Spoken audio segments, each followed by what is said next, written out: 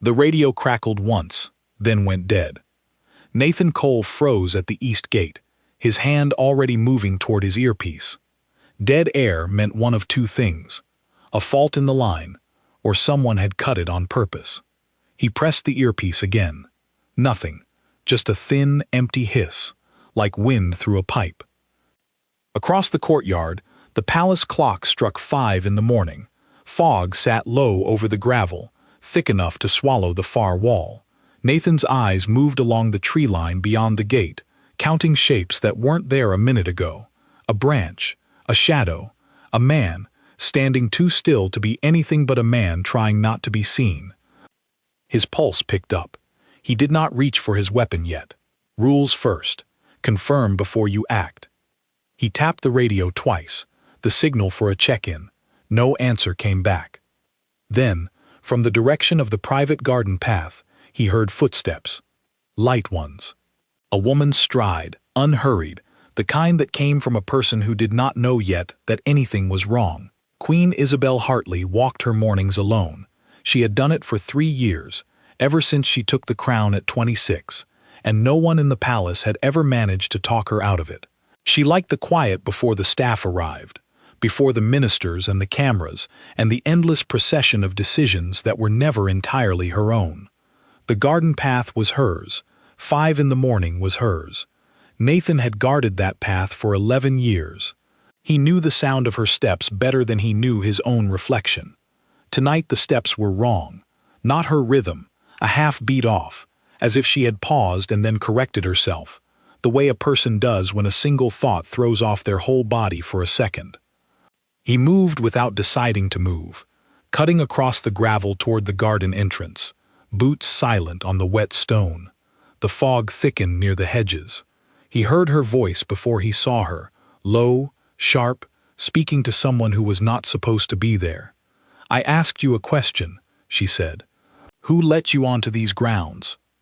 Nathan rounded the hedge and stopped 3 feet from her. A man stood on the path, dressed in the plain gray coat of the kitchen staff, hands empty, face pale in the gray light. He held nothing. That was the strange part. No weapon, no bag, nothing that should have made a queen's voice drop into that low, controlled register she used only when something was actually wrong. "Ma'am," Nathan said, stepping between them without looking as though he was stepping between them. "Is there a problem?" "He says he was sent to check the flower beds," Isabel said, "at 5 in the morning, in November." The man's eyes flicked to Nathan, then back to the Queen, then to the ground. "I was told," the man started.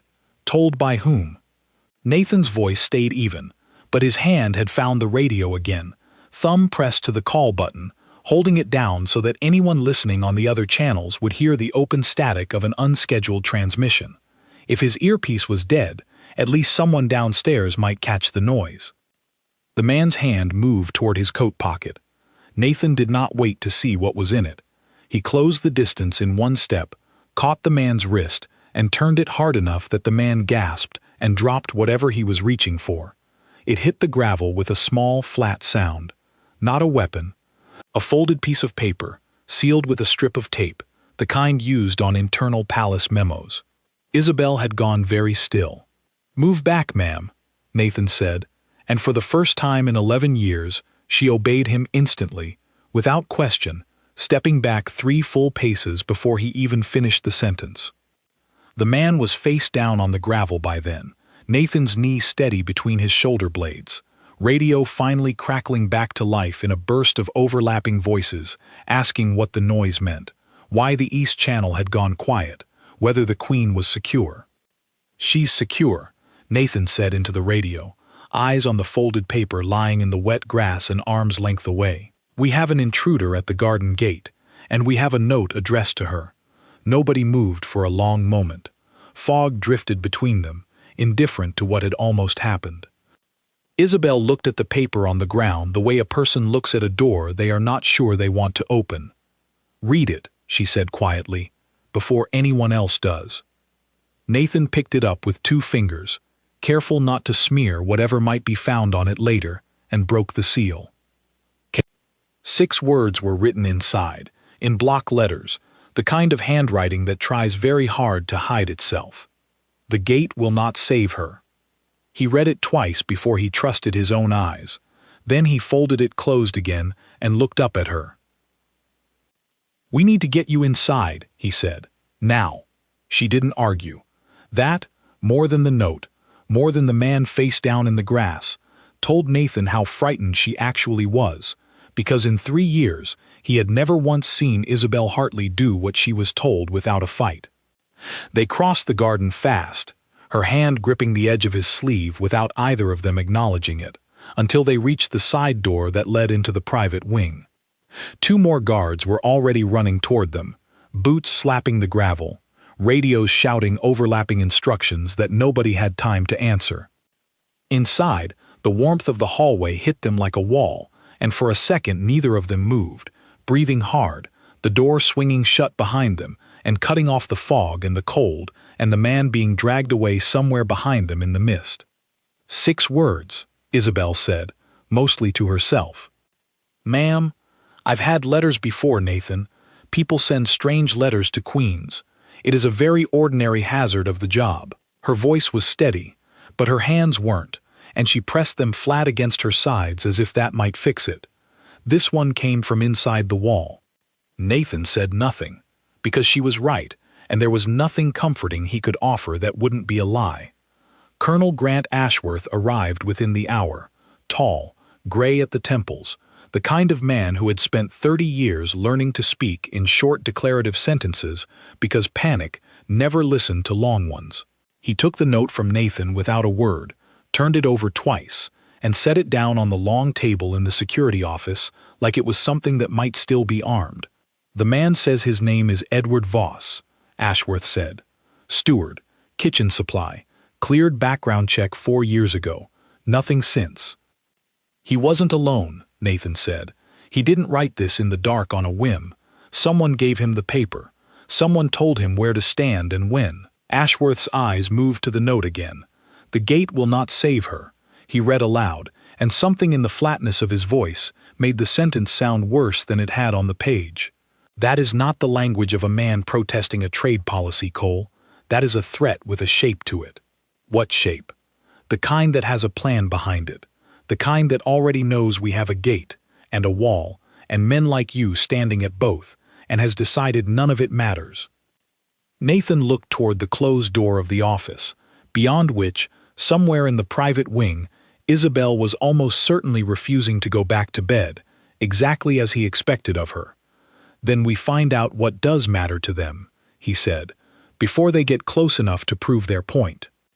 Outside, the fog had begun to lift, gray turning to a pale gold as the sun climbed over the eastern wall, indifferent to the 6 words still sitting on the table, indifferent to the Sabine question 2 floors below, indifferent to the Sabine question 2 floors below, indifferent to the Sabine question 2 floors below, indifferent to the Sabine question 2 floors below, indifferent to the Sabine question 2 floors below, indifferent to the Sabine question 2 floors below, indifferent to the 6 words still sitting on the table, indifferent to the Sabine question 2 floors below, indifferent to the Sabine question 2 floors below, indifferent to the 6 words still sitting on the table. 2 days passed with no further sign of the group behind the note. Edward Voss gave up nothing useful under questioning, except a name that led nowhere and a story that fell apart at every seam. He said a man he had met twice in a market 3 streets from the palace had paid him to leave the note where the queen would find it, no more, no less. He did not know why. He did not ask. Ashworth doubled the patrols along the outer wall and moved the queen's morning walk to an hour chosen at random each day, sometimes 4 in the morning, sometimes 7, so that no fixed pattern could be watched and timed. Isabel hated the change more than she hated the note itself. "I am not going to let 6 words turn me into a woman who is afraid of her own garden," she told Ashworth on the 3rd morning, standing in the security office in a coat too thin for the cold, arms crossed, chin set in the particular way that every advisor in the palace had learned to recognize as the end of a negotiation before it began. "No one is asking you to be afraid," Ashworth said. I am asking you to be careful, ma'am, which is a different animal entirely.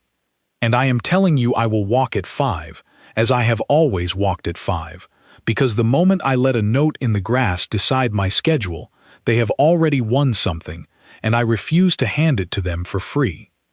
Nathan, standing near the door where he had been standing during most of these conversations for the better part of a decade, said nothing. It was not his place to argue with a queen about her own habits. But he noticed, as he always noticed, the small tremor in her hand when she thought no one was looking, the one that told a different story than the one coming out of her mouth. Ashworth caved, as he always eventually caved, on the condition that Nathan walk the garden loop 15 minutes ahead of her each morning, alone, checking every hedge and shadow before she set foot outside. Isabel agreed to this without complaint, which told Nathan that she understood the danger far better than her pride let her admit out loud. So the walks continued, Nathan first, sweeping the fog-heavy paths in the dark, radio live, eyes moving over every gap in the hedge line, where a man might once again stand too still to be anything but trouble. Then Isabel, 10 minutes behind him, her pace even now, corrected, no longer the half-beat stumble of that first frightening morning.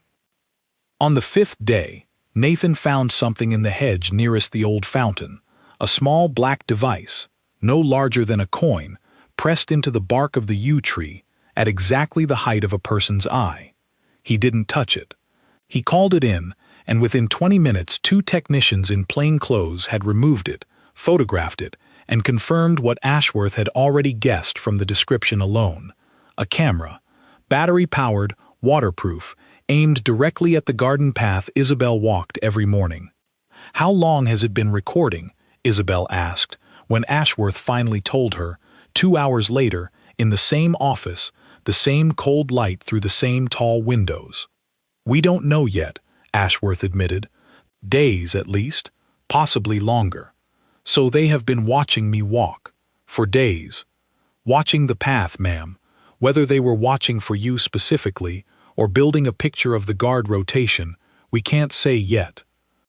Isabel turned to Nathan, and for the first time since the morning with the note, her composure slipped enough that he saw something underneath it, something that looked less like a queen and more like a woman who had just learned that a stranger had been standing in her garden every single morning, close enough to see her face, and she had never known.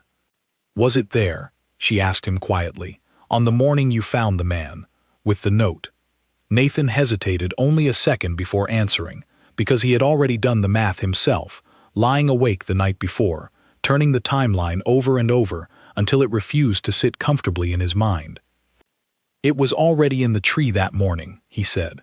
"We think it recorded the whole thing, the note, the man, all of it." "Then whoever placed it already knows I read it," Isabel said. "They know exactly how I reacted." "Yes, ma'am. And that means the next message will not be words in the grass." Nathan didn't answer that one, because he knew she wasn't asking him a question. She was telling him the truth, before anyone else in the room was willing to say it out loud, and in the silence that followed, the tall windows rattled once with a gust of wind off the eastern wall, and nobody in the office moved until it passed. Ashworth ordered a full sweep of the grounds that night. Every hedge, every wall, every drain and gutter checked for devices, wires, anything that did not belong. They found 2 more cameras before dawn, one near the staff entrance, one tucked into the ivy along the north wall facing the private dining room windows. Whoever had placed them had taken their time, had studied the grounds with a patience that unsettled even Ashworth, a man who had spent 3 decades assuming the worst of strangers and had rarely been disappointed. "This isn't one man with a grievance," Ashworth said, standing over the 3 devices laid out on a cloth in the security office, each one small enough to fit in a palm, each one aimed with surgical precision at a place where the Queen's daily life intersected with the world outside the walls. "This is patient, funded, planned over weeks, maybe months." "Then we have already lost the advantage of surprise," Isabel said. She had come down to the office again, against Ashworth's wishes, and stood now with her arms folded, staring at the cameras like they were something she wanted to put her hands around and crush. They know our patterns, our people, our gate. Which means we change everything they know, Nathan said. Both of them looked at him. New rotations, new routes, new hours, but not random ones this time. Deliberately unpredictable ones, built so that even we can't guess them a day in advance. He looked at Ashworth. And we let them think they still have eyes on us. We feed them a picture that isn't true. Ashworth's jaw worked for a moment, considering it. You want to run a deception on people we haven't even identified yet. I want to take away the one thing that patience like theirs depends on, Nathan said. Certainty. Isabel was watching him now with an expression he hadn't seen from her before, something between calculation and something warmer that neither of them had a name for yet, not in the middle of a room full of hidden cameras and unanswered threats. Do it, she said, whatever it takes to make them uncertain again. Nathan nodded once, already turning the plan over in his mind, the shape of it forming faster than he expected, because for the first time since the note in the grass, he finally had something to do with the fear that had been sitting in his chest for 5 straight days. A direction, a plan, something better than simply waiting at a gate for the next bad thing to arrive. Outside, the last of the fog burned away under a pale winter sun, and somewhere beyond the wall, in a city that had no idea any of this was happening, a group of people who had spent months studying a queen's morning walk were about to discover that the picture they thought they had was no longer the truth. The new rotations began that same night, though no one outside a handful of trusted officers knew the schedules had changed at all. On paper, the guard shifts looked identical to the ones the hidden cameras had already recorded.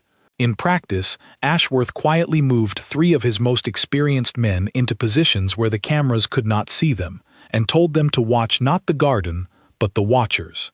Isabel kept walking at 5 in the morning, as she always had, because Nathan insisted that changing her one visible habit while changing everything invisible around it was the safest kind of lie they could tell. She agreed, though she admitted to him quietly, on the second morning of the new arrangement, that it felt strange to walk through fog, knowing that somewhere beyond the wall, a person she had never met might be watching her breathe.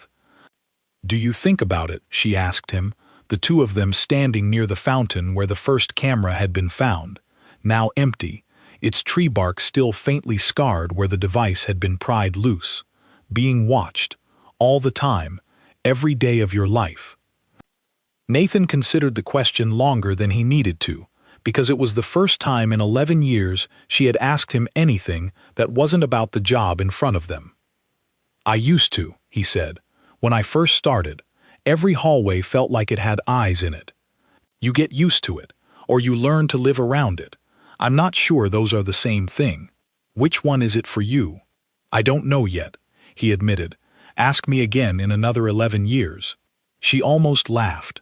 It surprised them both, a small sound in the cold morning air, gone as quickly as it came, but Nathan carried it with him for the rest of the day like a coin in his pocket, something small and warm he had not expected to find. The uncertainty campaign worked faster than Ashworth predicted. Within a week, one of his hidden watchers spotted a man loitering near the old delivery gate on the south side of the grounds, checking his phone with the particular restlessness of someone waiting for information that wasn't arriving. The man left after 20 minutes without approaching the wall. 2 days later, the same man returned with a second person, a woman in a delivery uniform that did not match any company contracted to the palace. They were followed, not stopped, all the way to a rented flat above a shuttered bookshop 11 streets from the palace gates. Ashworth brought the information to Isabel and Nathan together, laying out a city map on the long table in the security office, a small red circle marking the flat above the bookshop. "We could move on it tonight," Ashworth said. "Bring them in, see what falls out of their pockets." "And if they're only messengers," Nathan said, "we lose whoever is actually running this. They scatter the moment 2 of their own, don't check in on schedule. So what do you suggest instead?" "We watch them the way they watched us," Nathan said, patiently, "until we see who they answer to." Isabel, standing at the head of the table with her arms crossed, looked at the map for a long moment before she spoke. "How long?" A week. Maybe less. And if something happens in that week? And if something happens in that week? Another note. Another camera. Something worse. Nathan met her eyes without flinching. Then we accept that risk knowingly, ma'am, instead of finding out about it after the fact, which is the only alternative anyone in this room can offer you. She held his gaze a beat longer than the conversation strictly required, and then nodded once, the decision made the way she made all her decisions, quickly and completely, with no visible second thoughts afterward, even if the first ones had cost her something. The week that followed tested every nerve in the palace. 2 more figures were identified moving in and out of the flat above the bookshop. One a former palace kitchen employee who had left under a cloud of suspicion 3 years earlier after a dispute over unpaid wages. The other, unknown, careful, rarely photographed clearly enough for identification. Ashworth's people built a picture slowly, patiently, piece by piece, the way a person restores a painting no one else believes is worth saving. On the 5th night, the picture cracked wide open. A late delivery truck approached the service entrance on the west side of the grounds, its paperwork matching a routine linen supplier the palace had used for years. The guard on duty that night, a young officer named Oliver Bennett, who had only worked the West Gate for 4 months, checked the driver's identification against the manifest and found a small but unmistakable discrepancy. The driver's photograph on file did not match the man's face by nearly a decade of age. Bennett did not confront him. He had been trained in the past week in exactly what to do in a moment like this.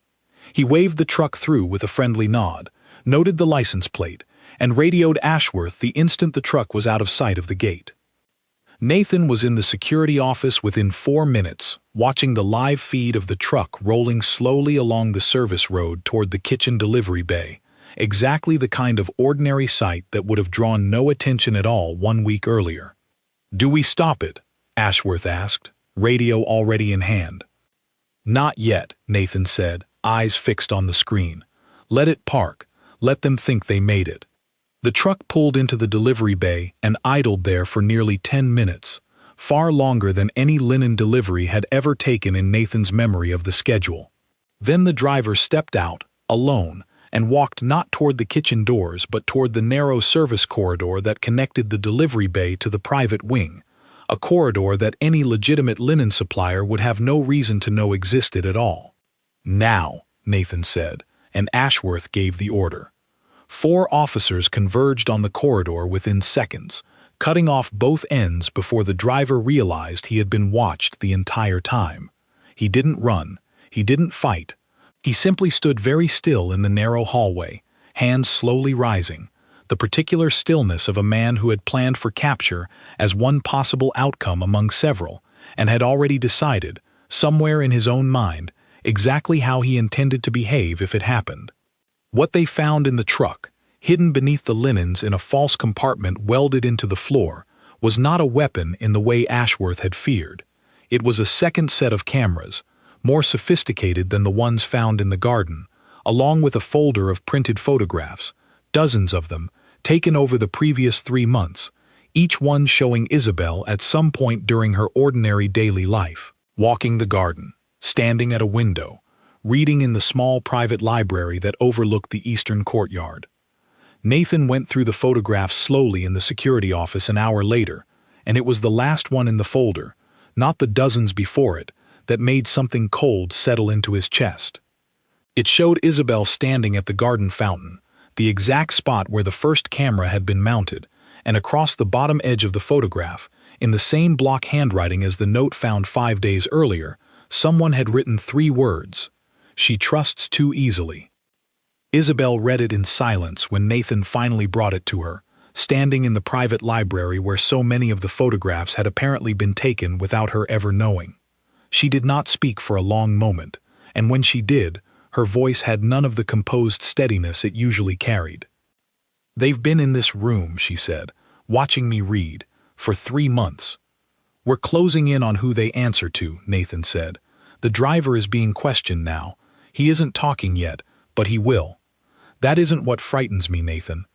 She turned to face him fully, and for the first time in 11 years he saw something in her expression that he had no name for, something raw and unguarded that the Crown had never allowed her to show in front of anyone, least of all a member of her own security detail. It's that sentence. She trusts too easily. As if they know something about me that even I don't fully understand about myself. You trust the people who've earned it, Nathan said quietly. That isn't a weakness they can use against you. That's the thing they're afraid of, because it means you know exactly who's standing beside you when it matters. She looked at him for a long moment, the library silent around them, dust motes drifting slow and gold through the last of the afternoon light from the tall windows, and something passed between them that neither one of them had the courage yet to put into words. Not with a driver being questioned 2 floors below and a folder of photographs still sitting open on the table between them. "Find out who's running this," she said finally, stepping back, the composed queen returning to her voice, like a mask settling back into place. "Whatever it costs." "Yes, ma'am," Nathan said, and left the library with the folder under his arm, carrying with him both the weight of the threat and the strange, unfamiliar warmth of a moment he would turn over in his mind for the rest of that long, uneasy night. The driver gave up a name within 36 hours, though it came slowly, in pieces, the way information always comes from a man who understands that every word he says brings him closer to a cell he cannot argue his way out of. The name was Edmund Farley, a former financial advisor to the Crown's investment office who had been quietly dismissed 2 years earlier after an audit revealed irregularities in funds meant for a rural development program. Farley had never faced criminal charges. The palace, at the time, had wanted the matter handled quietly, a decision made by ministers long gone from their posts, and Farley had walked away with his reputation dented but his freedom intact. He had spent those 2 years, it seemed, doing anything but moving on. Ashworth briefed Isabel and Nathan together in the security office, the map now marked with a second location, a converted warehouse on the industrial edge of the city where Farley had reportedly been operating out of for the better part of a year. He didn't do this alone, Ashworth said. The driver claims Farley recruited at least 6 people, most of them with old grievances against the Crown or the ministry. Voss, the kitchen steward, was one of them. The woman in the delivery uniform, another.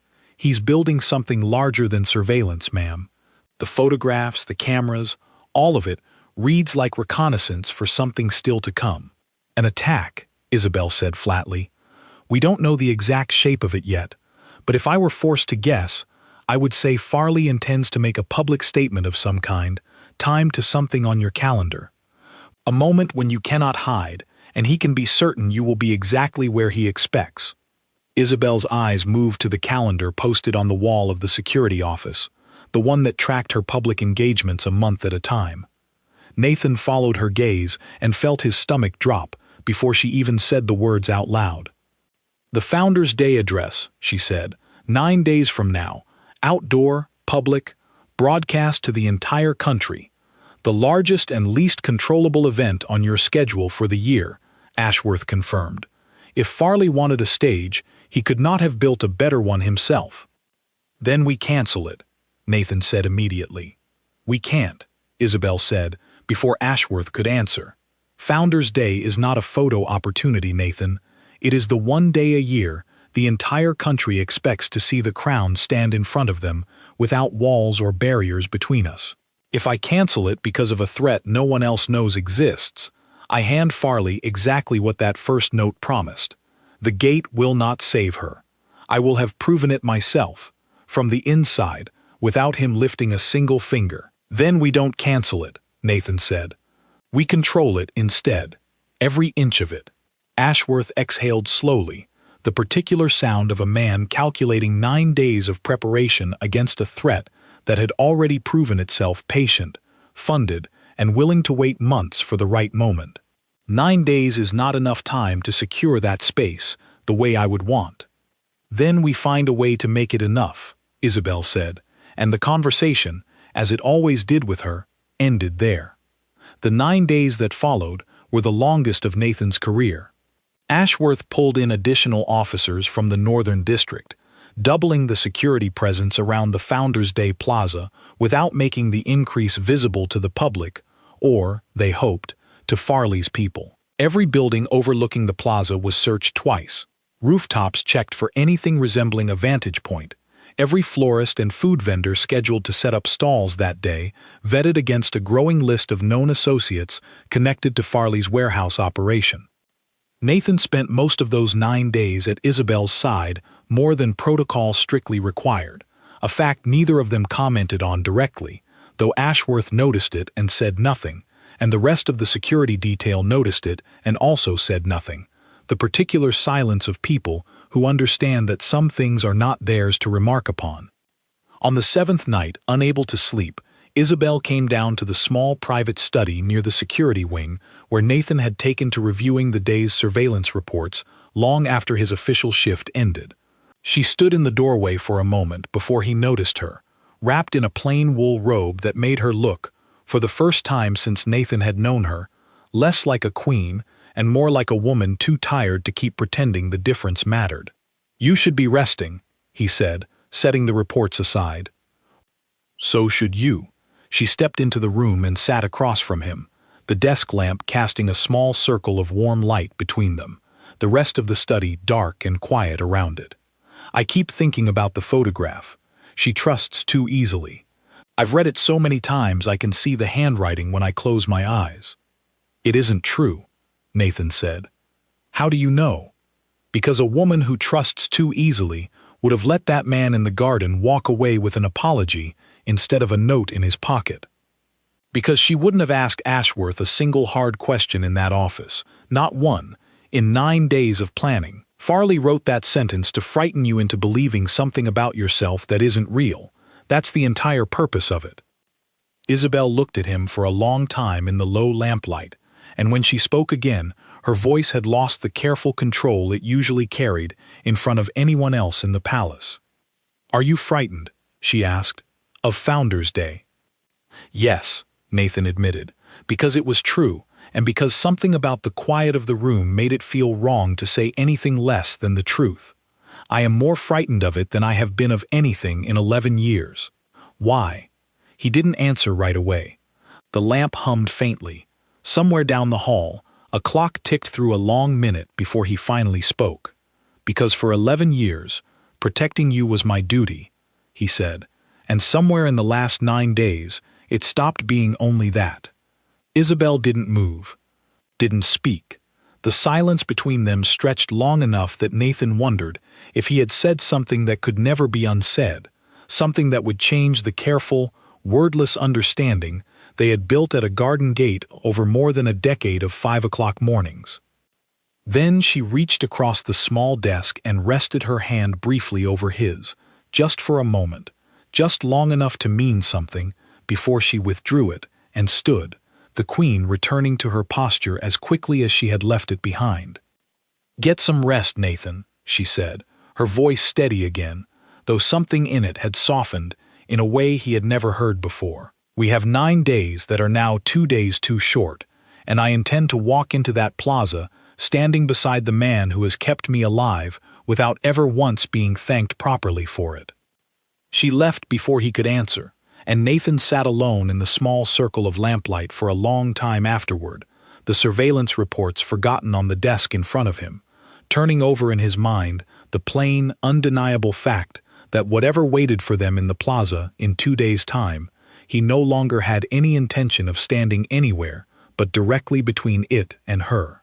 Founders Day arrived under a sky so clear it seemed almost mocking, no fog, no cover, nothing but bright cold sunlight pouring down over the plaza where thousands of people had already gathered by mid-morning, flags snapping in the wind, children lifted onto shoulders for a better view of the raised platform where the Queen would speak at noon.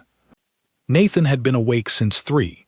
He had walked the plaza twice before dawn with Ashworth, checking sightlines from every rooftop within 400 meters, confirming that every vendor stall had been searched and every officer knew the new signal codes established just for that day, phrases that would sound like ordinary crowd chatter over the radio to anyone who might be listening in.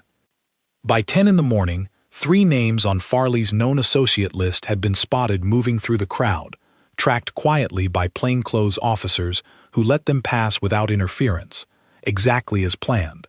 Farley himself had not yet been seen, and that absence worried Nathan more than any single face in the crowd could have. "He won't show himself early," Ashworth said, standing beside Nathan near the base of the platform, both of them watching the crowd swell as the morning wore on. "A man like that wants to see his plan unfold from a place he considers safe.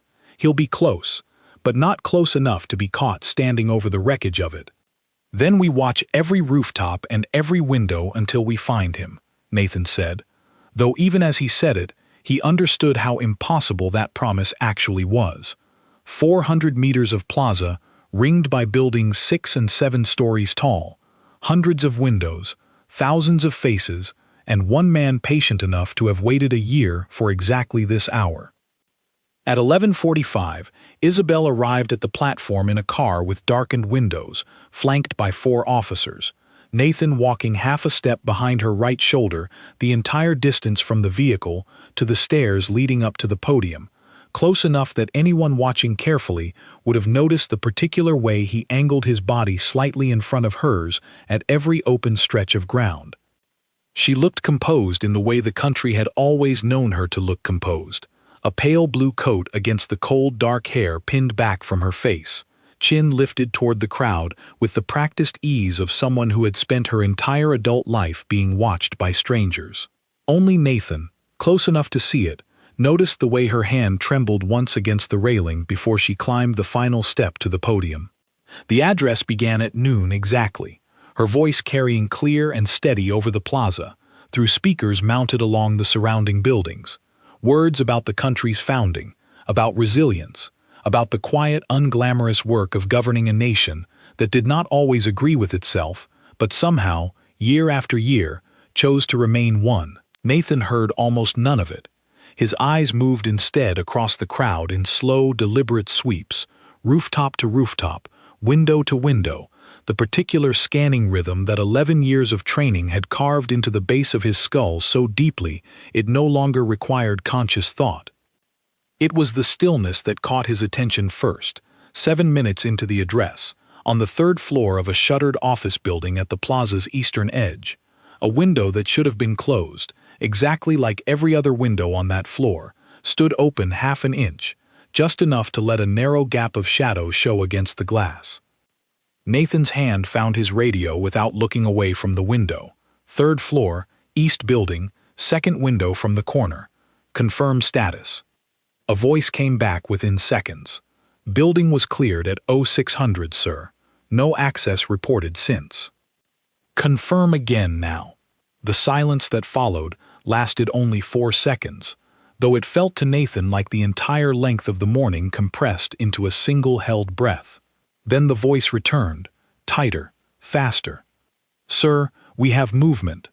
Repeat, movement confirmed, 3rd floor east building.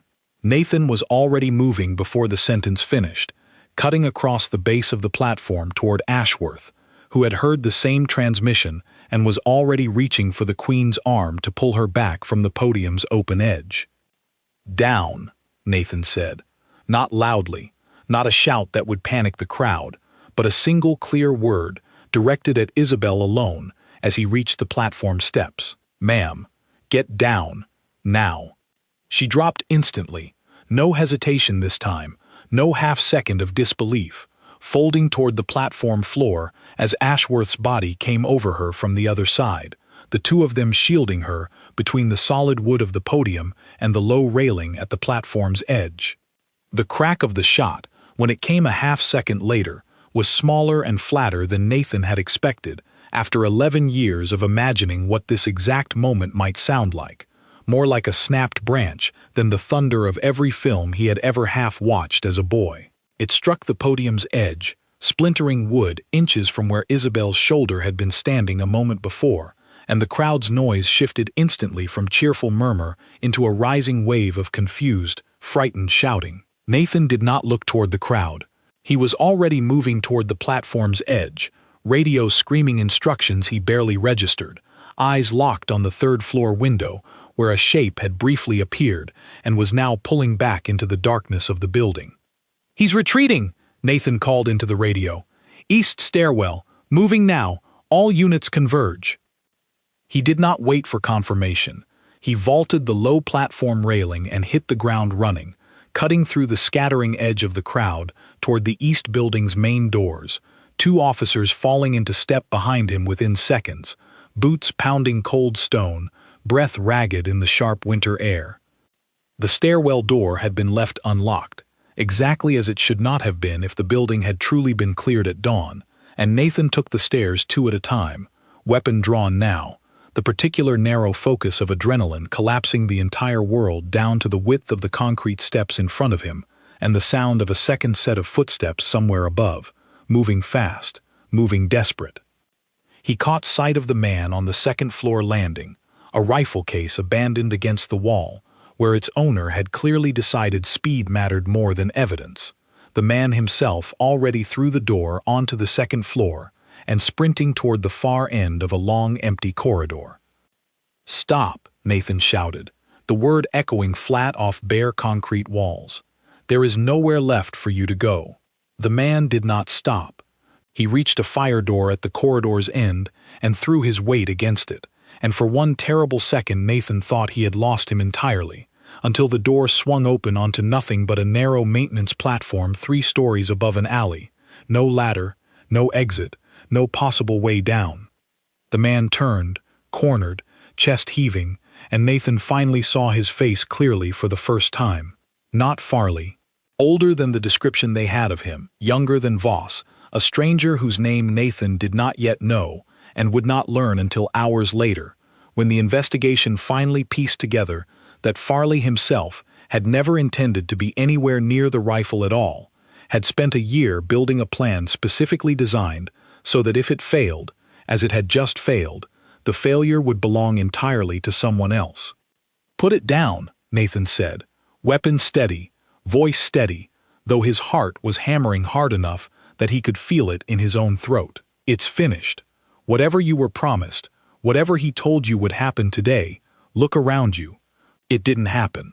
The man's hands shook around the rifle for a long moment, the 2 of them frozen on the narrow platform above the alley, the distant sound of sirens finally rising over the plaza's continuing chaos far below. Then, slowly, the rifle lowered, and the man sank to his knees against the platform railing, and Nathan felt the entire weight of the last 9 days finally begin to loosen its grip on his chest, though he did not fully believe it was over until the officers behind him had the man in restraints and the radio in his ear confirmed, in Ashworth's flat, steady voice, the 4 words Nathan had been waiting his whole career to hear.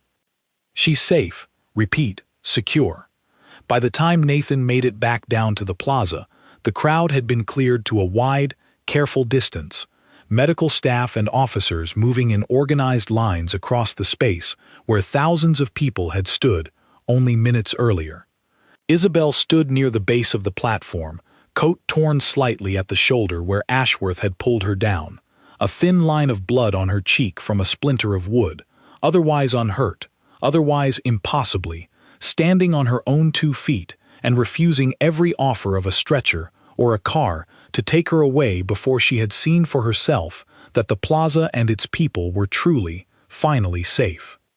She saw Nathan crossing the last stretch of open ground toward her, and something in her face broke open in a way 11 years of gate mornings had never once allowed it to break, composure falling away entirely, and she crossed the remaining distance between them faster than any queen was meant to move in front of a crowd, faster than protocol, or dignity, or any of the careful rules that had governed every single interaction between them since the day he had first been posted to her gate.